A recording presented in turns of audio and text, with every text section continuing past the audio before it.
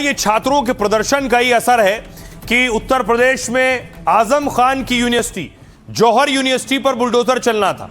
38 भवनों पर बुलडोजर चलना था। यहां बताया गया कि 38 भवन अवैध रूप से बनाए गए हैं। बुलडोजर चलाने की तैयारी हो रही थी।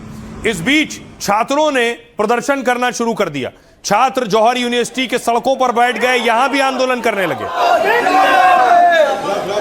लेकिन अब खबर यह आई कि जौहर यूनिवर्सिटी पर बुलडोजर नहीं चलेगा, जिसके बाद छात्र जश्न मना रहे हैं। देखिए,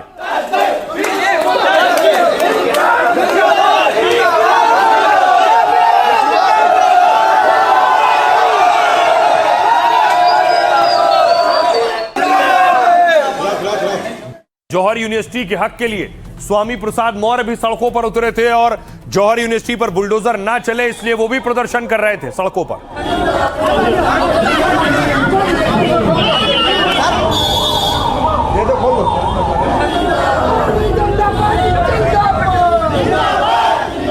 पुलिस प्रशासन से कोई लड़ाई नहीं है। पुलिस से टकराना हमारा धर्म नहीं है। हम सरकार से टकराते हैं। अब सवाल यह है कि आजम की यूनिवर्सिटी पर तो बुलडोजर चलना था, तो एक्शन टला क्यों? आपको वजह बताता हूं, क्या वजह हो सकती है। पहली वजह क्या आंदोलन है। दिल्ली में छात्र आंदोलन से शिक्षा मंत्री का इस्तीफा हुआ। इस आंदोलन के बाद देश के युवाओं के हौसले बुलंद हैं। अगर यूनिवर्सिटी के खिलाफ एक्शन लिया जाता तो यूपी और रामपुर में भी आंदोलन शुरू हो सकता था, जो चुनाव से कुछ ही महीने पहले परेशानी बन सकता था। 10 दिन छात्र धरने पर बैठे रहे, सपा नेता भी वहां गए थे। दूसरी वजह 3000 छात्र, यूनिवर्सिटी में करीब 3000 छात्र छात्राएं पढ़ाई कर रहे हैं। विश्वविद्यालय के अंदर 16 डिपार्टमेंट, कई इंस्टीट्यूट भी हैं। यहां मेडिकल, इंजीनियरिंग, कानून और मैनेजमेंट के कोर्स हैं। दावा है कि इतने कोर्स के हजारों छात्रों की पढ़ाई का आखिर क्या होगा। आसपास ऐसे कॉलेज नहीं है जहां सभी छात्रों को शिफ्ट कर सके। शिफ्ट करना व्यवहारिक नहीं है, किया भी तो सुविधा नहीं मिलेगी। तीसरी वजह लोकल सपोर्ट। यूनिवर्सिटी का नाम मोहम्मद अली जौहर के नाम पर है और जो बड़े शिक्षाविद, स्वतंत्रता सेनानी, कवि और पत्रकार थे।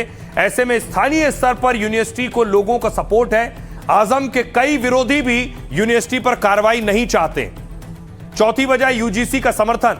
एक्सपर्ट कहते हैं यूजीसी इस मामले में यूनिवर्सिटी का ही साथ देगा, क्योंकि यूनिवर्सिटी के निर्माण के समय यूजीसी ने मान्यताएं दी थी। 2014 में यूजीसी की एक्सपर्ट कमेटी ने यूनिवर्सिटी की जांच की थी। उस वक्त अपनी रिपोर्ट में बताया था कि यहां फीस काफी कम है, यानी यह यूनिवर्सिटी व्यवसायिक फायदे के लिए नहीं चल रही है। पांचवी वजह कानूनी पेचीदगियां। 2006 में यूनिवर्सिटी निर्माण शुरू हुआ, तब विकास प्राधिकरण नहीं था। इसके बावजूद 38 भवनों के ध्वस्तीकरण का आदेश जारी किया गया, जबकि यूनिवर्सिटी प्रशासन ने हाईकोर्ट में याचिका दाखिल की थी। सुनिए क्या कुछ कह रहे हैं अखिलेश यादव और दूसरे नेता। इन्होंने कोई सरकारी यूनिवर्सिटी नहीं बनाई, और अगर कोई प्राइवेट यूनिवर्सिटी बन भी गई है तो उसको भी हथौड़ा लेकर के तोड़ने की तैयारी कर रहे हैं ये लोग। ये नफरत की राजनीति कहां लेकर के पहुंचा देगी। और जब से बीजेपी की सरकार आई है तब से नफरत की राजनीति और दूसरे लोगों के साथ किस तरह का व्यवहार हो रहा है, उन्हें कहीं भी न्याय तक नहीं दिला पाई सरकार। समाजवादी पार्टी ने आजम खां जी को ठीक करने के लिए ना तो नक्शा पास किया, सरकार थी तो नक्शा पास कर देना चाहिए था, और जो जमीन सरकारी है उस पर सरकारी धन दे के बिल्डिंग बनवा दिया। आजम खां जी को फंसा दिया कि आगे फिर ये बहुत बोलेंगे तो इनको फंसाएंगे। इस नाते उस घटना के पूरे जिम्मेदार अखिलेश यादव जी हैं। इन्होंने आजम खां को फंसाने के लिए, जब सरकार थी तो आपने उस सरकारी जमीन को यूनिवर्सिटी के नाम क्यों नहीं चेंज किया? तो समाजवादी पार्टी के लोग और छात्रों का साथ लेकर के उस पर भी आंदोलन करना पड़ेगा तो आंदोलन करेंगे, और जवाहर यूनिवर्सिटी को अब बुलडोजर नहीं चलने दिया जाएगा। अब सवाल यह है कि दिल्ली में छात्रों के प्रदर्शन ने इस्तीफा दिलवाया। अब देश के अलग अलग जगह पर छात्रों के हौसले बुलंद हो गए। उस प्रदर्शन में प्रदर्शनकारियों के हौसले बुलंद है। चंडीगढ़ के चंडीगढ़ में छात्र वीसी का इस्तीफा मांग रहे हैं, यूनिवर्सिटी गेट पहुंचे।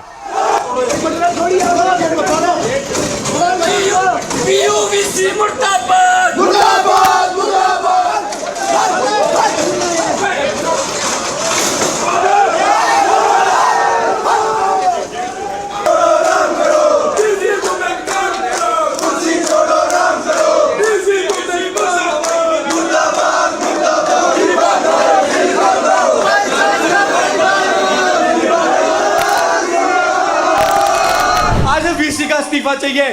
देश में विद्यार्थियों ने पेपर लीक में अगर एजुकेशन मिनिस्टर का इस्तीफा ले लिया तो ये वीसी किस खेत की मूली है?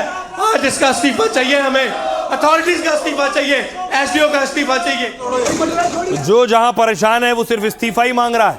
एक और तस्वीर देखिए, जामनगर में एबीवीपी के कार्यकर्ता प्रदर्शन कर रहे थे पेपर लीक के खिलाफ।